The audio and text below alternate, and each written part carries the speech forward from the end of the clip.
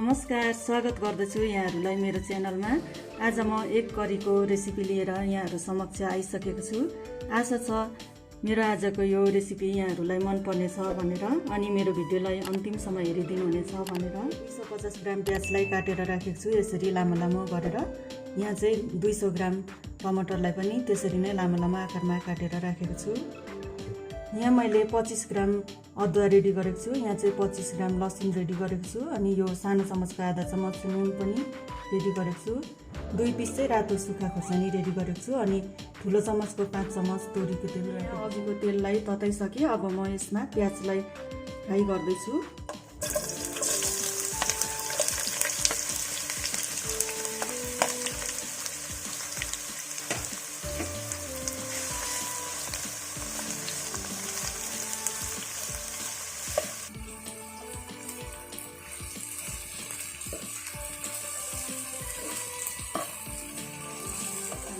हल्का ब्राउन भइसक्यो। यसमा म लसुनलाई पनि एड गर्दैछु।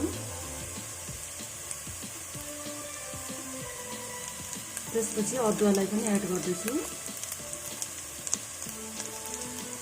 त्यसपछि यो खुर्सानीलाई पनि एड गर्दैछु। है एकछिन चलाउँदैछु। 1 मिनेट पछि चाहिँ म यो टमाटरलाई पनि एड गर्दैछु।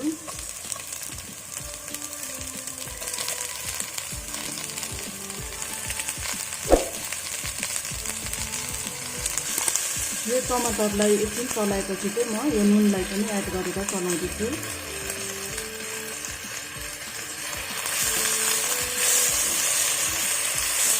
राम्रोसँग पाकिन्जेल मिडियम फ्लेममा छोपेर पकाउनुपर्छ।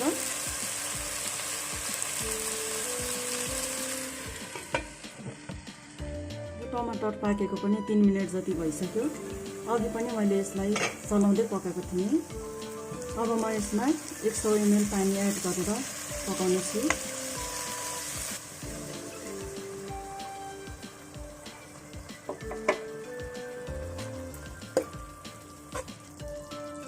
यसलाई म अब लो फ्लेममा 5 मिनेट छोपेर पकाउनेछु। यो राम्ररी पाकिसक्यो। यसको पानी पनि सुकिसक्यो। यसलाई म अब सेलाउनुको लागि राख्दैछु।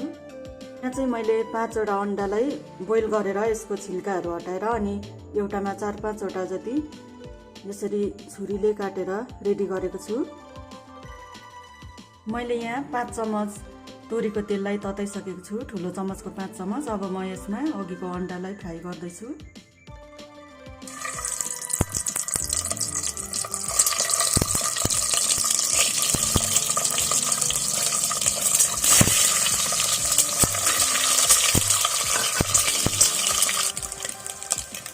मैले यो अन्डालाई फ्राई गरेर यतिको कलर भइसकेको छ। अब म यसमा यो कलर खोर्सानी पाउडर सानो चम्मचको आधा चम्मच अनि आधा चम्मच चाहिँ यो हर्दी पाउडरलाई एड गरेर चलाउँदैछु।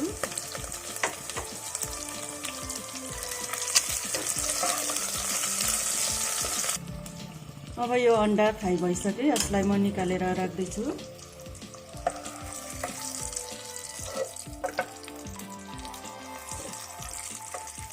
टमाटरहरू पकाएकोलाई मिक्सीमा पिसेर रेडी गरेको छु। अनि अन्डालाई पनि फ्राई गरेर रेडी गरेको छु। यहाँ मैले 2 पिस तेजपत्ता रेडी गरेको छु। अनि 5 पिस ल्वाङ, 3 पिस चाहिँ यो हरियो इलाइची रेडी गरेको छु। यसको चाहिँ छिल्का अलिअलि मैले खोलेको छु। अनि आधा चम्मच चाहिँ जिरा रेडी गरेको छु। सानो चम्मचको 1 चम्मच गरम मसला, सानो चम्मचको 1 चम्मच धनियाँ पाउडर अनि सानो चम्मचको आधा चम्मच यो नुनलाई राखेको छु। नुन चाहिँ अघि पनि एड गरेकोले गर्दा अलिक कम्ती नै राखेको छु। अनि यो पनि सानो चम्मचको आधा चम्मच। यहाँ मैले अघि अन्डा फ्राई गरेको तेललाई नै फेरि तताइसकेको छु। म यसमा नै पकाउने छु। अनि यो तेजपत्ता, ल्वाङ, इलाइची, जिरालाई चाहिँ एड गरेर यहाँ फ्राई गर्दैछु। अब चाहिँ म यो पिसेको मसला प्याज टमाटरहरूलाई पनि राखेर फ्राई गर्दैछु।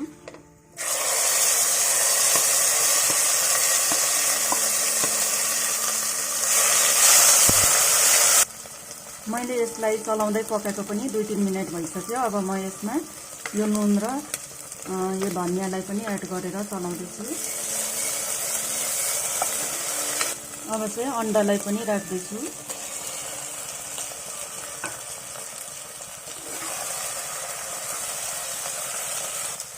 अब गरम मसला पनि एड गर्दैछु।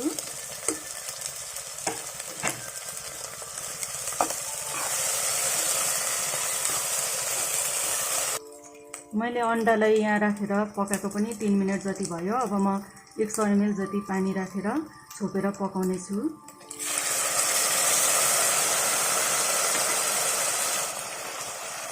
यसलाई चाहिँ म 7 मिनेट जति पकाउने छु छोपेर। यसलाई म लो फ्लेममा राखेर छोप्दै छु। हजुरलाई मेरो आजको भिडियो कस्तो लाग्यो? यदि मन पर्यो भने लाइक, शेयर, सब्स्क्राइब गर्नु नभुल्नु होला। मेरो भिडियोलाई अन्तिमसम्म हेरिदिनु भएकोमा धेरै धेरै धन्यवाद।